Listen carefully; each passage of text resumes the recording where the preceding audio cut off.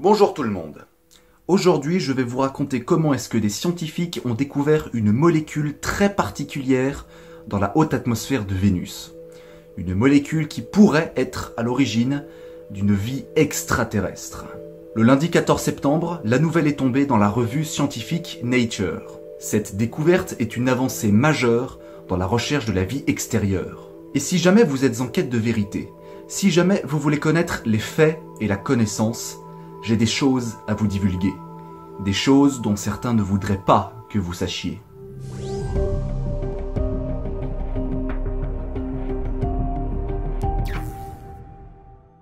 Avant de commencer, juste un petit message pour ceux qui viennent de débarquer sur cette vidéo.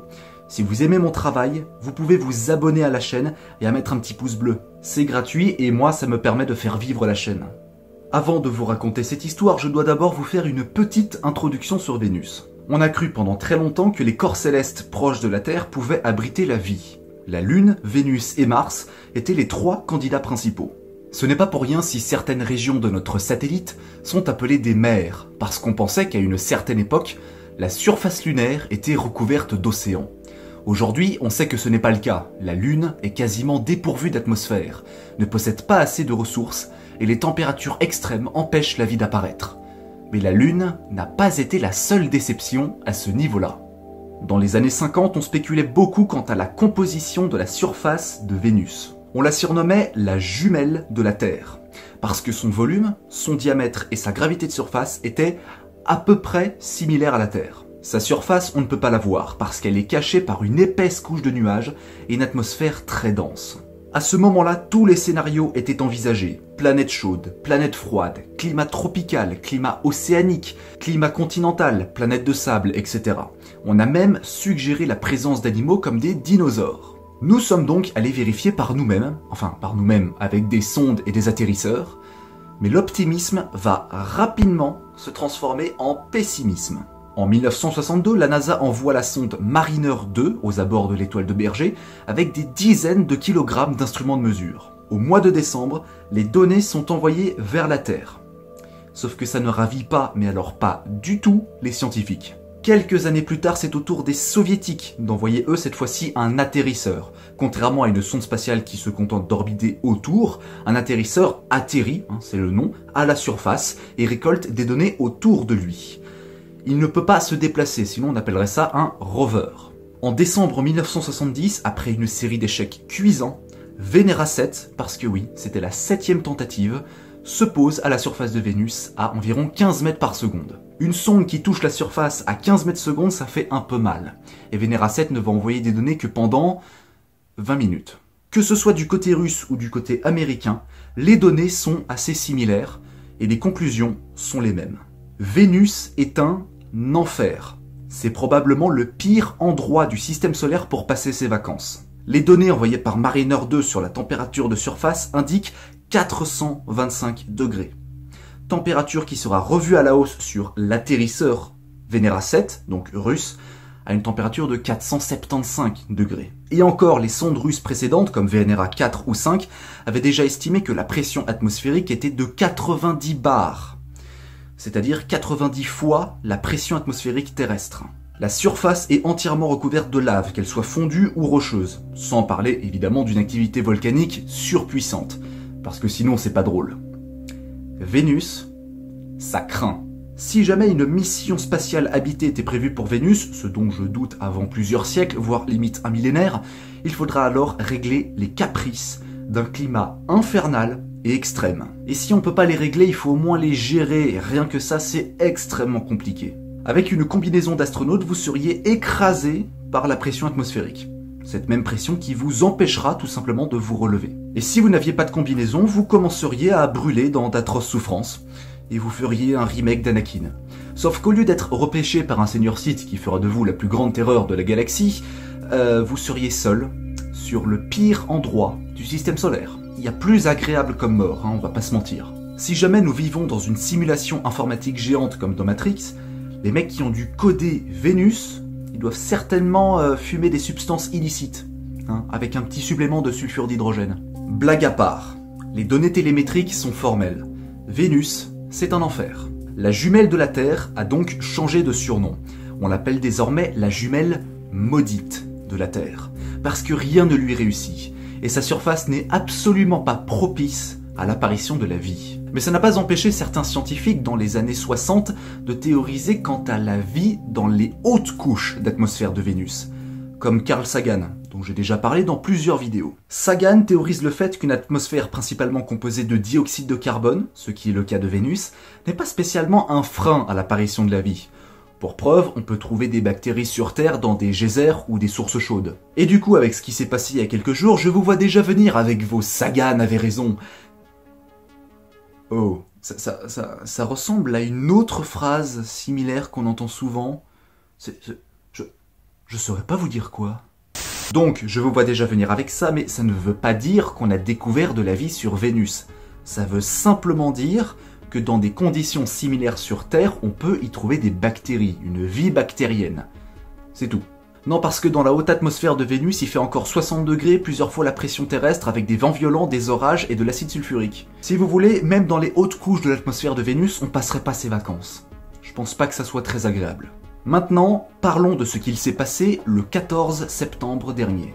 19 scientifiques publient dans la revue scientifique Nature une analyse complexe et détaillée de leurs recherches sur l'atmosphère de Vénus, avec une découverte très intéressante. Ils ont détecté des traces de phosphine. La phosphine, c'est une molécule composée d'un atome de phosphore et 3 atomes d'hydrogène. Voici d'ailleurs ce qui est rapporté.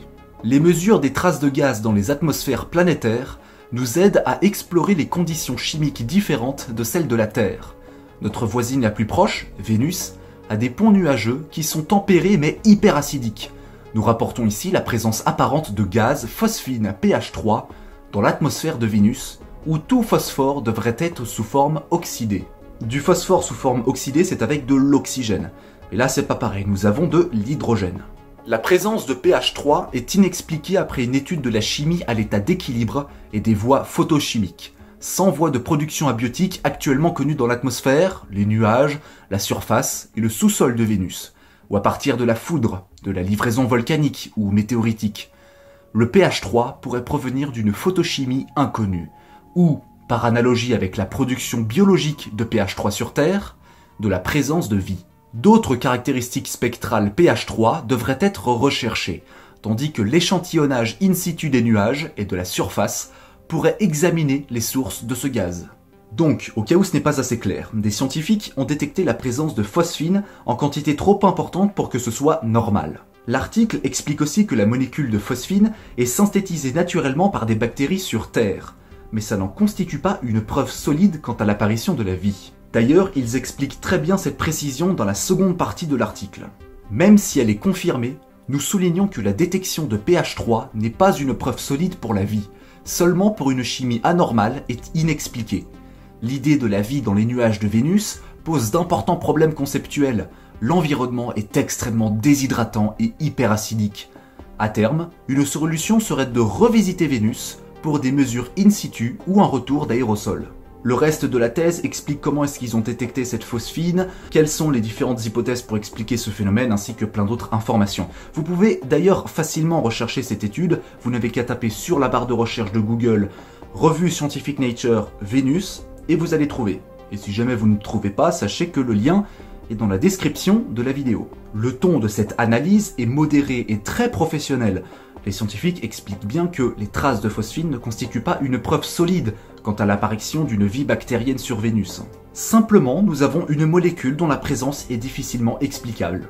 C'est tout. Et c'est déjà une extraordinaire découverte, mais il faut continuer à chercher, parce que pour l'instant, cette découverte nous pose plus de questions que n'apporte de réponses. L'article a été publié le lundi 14 septembre. Les chercheurs s'attendaient à ce que ça fasse un petit peu de bruit. Mais je ne pense pas qu'ils s'attendaient à ce qui allait suivre. L'information circule sur les réseaux sociaux, les réactions s'enchaînent jusqu'à aller au New York Times. Le journal publie le jour même un article dans lequel ils décrivent ce que l'équipe de chercheurs a publié dans la revue Nature. Cet article est probablement le plus lu et le plus populaire sur cette découverte, peut-être même plus que la thèse de base. On peut déjà constater une différence de traitement de l'information. Dans la revue Nature, l'article est modéré et le titre est totalement adéquat. De la phosphine dans les nuages de Vénus. Quant au titre du New York Times, il est sensiblement différent. De la vie sur Vénus? Point d'interrogation. Les astronomes y voient un signe dans ces nuages. Oh là là, je me demande si tout ceci ne va pas se transformer en dérive. Clin d'œil, clin d'œil. On se débarrasse du sujet principal pour entrer directement dans le sujet que le public souhaite entendre. Une vie bactérienne extraterrestre. Sauf que cette affirmation repose sur ce qu'on appelle un sophisme par association. C'est un procédé rhétorique assez malhonnête qui consiste à dire que deux choses sont parfaitement similaires du simple fait qu'ils partagent un point commun. Pour vous aider à visualiser, voici un schéma. Les éléments B et C sont différents, mais ils partagent un point commun, à savoir l'élément A. Le sophisme par association, c'est de dire que parce que B et C ont comme point commun A, ils sont alors forcément similaires en tout point. Sauf que c'est faux, puisque tout ce qu'il y a dans B n'est pas dans C, et inversement. Pour faire un exemple concret, je peux très bien dire que les chiens et les chats sont tous pareils. Pourquoi? Ah bah, ils ont une queue et 4 pattes. Ce procédé est souvent utilisé en politique pour discréditer un adversaire que vous n'aimez pas, et il est malheureusement diablement efficace, parce que beaucoup de gens tombent dans le panneau. Si je vous parle de ça dans une vidéo consacrée à la planète Vénus, c'est parce qu'il s'est passé exactement la même chose. Je vous ai expliqué plus tôt dans la vidéo que l'article dans la revue Nature soulignait le fait que la phosphine est une molécule naturellement synthétisée par des bactéries sur Terre. Et dès qu'on fait ce parallèle-là, alors les journalistes vous vendent une trace de vie. Sauf qu'il y a un fossé entre détecter de la phosphine et trouver une vie bactérienne extraterrestre. Il y a un monde entre les deux. Il y a un vide interplanétaire, sans mauvais jeu de mots. C'est ça, le sophisme par association. Et le problème avec ce genre de procédé, c'est qu'on peut alors interpréter absolument tout et n'importe quoi. Que l'on ne me fasse pas dire ce que je n'ai pas dit. La découverte de phosphine sur Vénus est très intéressante. Elle nous fait poser plus de questions que n'apporte de réponses, et nous fait réfléchir quant aux conditions d'apparition de la vie. Ça veut pas dire qu'on a trouvé E.T. Et forcément, tout ça contribue au fait que les gens sont déçus des événements astronomiques. On va faire un petit parallèle. Imaginez que vous êtes un constructeur d'immeubles. Vous annoncez à des familles que l'immeuble va bientôt être construit. Au moment où vous posez la première pierre, vous allez voir les familles en disant « Hey, l'immeuble, il est presque terminé ». Du coup, les familles, elles sont contentes. Mais si elles ne vont pas vérifier l'information, elles vont forcément croire à ça. En revanche, si elles vont sur le chantier, elles se rendront compte que vous avez menti. Bah ouais, vous avez juste posé la première pierre. Bah là, c'est pareil. On a découvert de la phosphine, les journaux nous vendent « On a peut-être découvert de la vie ». Mais non. Si le parallèle entre certaines bactéries sur Terre qui synthétisent de la phosphine et la phosphine sur Vénus n'avait pas été fait, il n'y aurait pas d'article du New York Times. Personne ne s'intéresse à des scientifiques qui ont découvert de la phosphine ou des molécules dans les hautes couches de Vénus. C'est triste, mais c'est comme ça. Si les gens s'y intéressent, c'est parce qu'ils veulent voir des bactéries aliens. Et ça ne s'arrête pas là. Peu de temps après l'annonce du 14 septembre, Big Universe, un ami youtubeur, publie une vidéo sur le sujet. Et dans la section commentaires, il a trouvé des gens qui criaient déjà au complot de la NASA, qui cache tout et qui ne dit rien à personne. Comme je l'ai expliqué dans une récente vidéo, la NASA n'a aucun intérêt à cacher aux yeux du monde l'existence d'une vie extraterrestre. Et ça ne fait que prouver la mauvaise foi de certaines personnes.